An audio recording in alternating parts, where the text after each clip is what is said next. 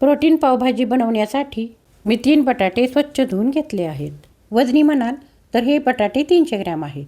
Diabetic किंवा diet friendly ही पावभाजी बनवायची असेल तर एकच बटाटा वापरा. नाही वापरला तरी ही भाजी खूप टेस्टी होते. बटाट्याच्या साली काढून फोडी करून घेणार आहे. तुम्ही उकडून घेतली तरी चालेल. बटाटे पाण्यात टाकल्यामुळे पिवळे पडत नाहीत. एक मोठी वाटी मोडवलेली मूग मटकी घेतली आहे. थोडे मोड आले आहेत. अर्धी वाटी मटार घेतले आहेत.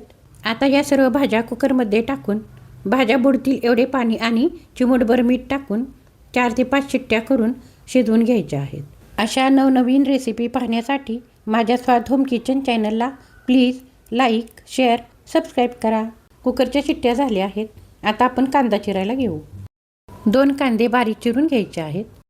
सिमला मिरचीच्या बिया काढून त्याही बारीक चिरून घ्यायच्या आहेत. थोडीशी कोथिंबीर धुवून सुकवून ठेवायची आणि मग चिरून घ्यायची. 4 टोमॅटो बारीक चिरून घेणार आहे. आंबट असतील तर 3 घेतले तरी चालेल.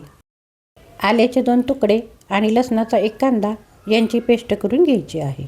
टोफू 150 ग्रॅम घेतला आहे. तो पाण्यात ठेवला होता. टिश्यू पेपरने कोरडा करून घ्यायचा. टोफू पनीर पाण्यात ठेवला तर खराब होत नाही. टोफू भुर्जीची रेसिपी मी चॅनलवर टाकली आहे. डिस्क्रिप्शन बॉक्समध्ये लिंक दिली आहे. ती हाय प्रोटीन रेसिपी नक्की पहा.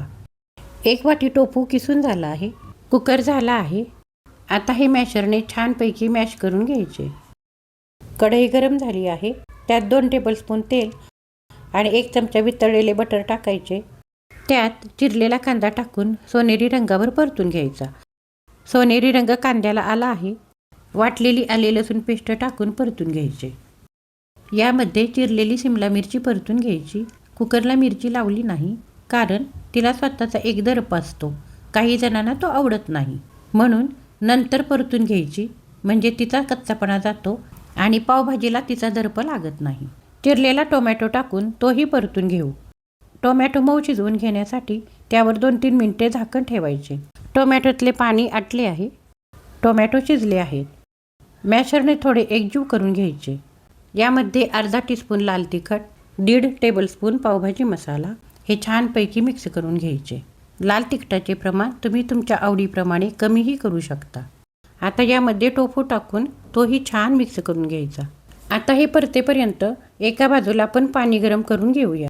आता यामध्ये मॅश केलेले सर्व मिश्रण टाकून घेऊ आणि परत छानपैकी मिक्स करून घेऊ. मी येथे 1 कप गरम पाणी टाकले आहे.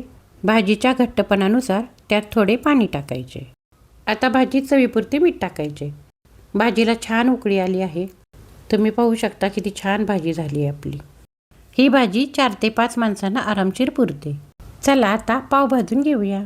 गरम तव्यावर वितळलेले लोणी टाकून पाव सर्व बाजूनी छान खरपूस भाजून घ्यायचे. पाव भाजून झाले आहेत. आता आपण मस्तपैकी ताट वाढून घेऊ. पावभाजी मस्त एन्जॉय करू. माझा चॅनल नवीन आहे. ही रेसिपी तुम्हाला नक्की आवडली असेल याची मला खात्री आहे. तर चॅनलला नक्की सबस्क्राईब करा. पुन्हा भेटू एका नव्या रेसिपीमध्ये. धन्यवाद.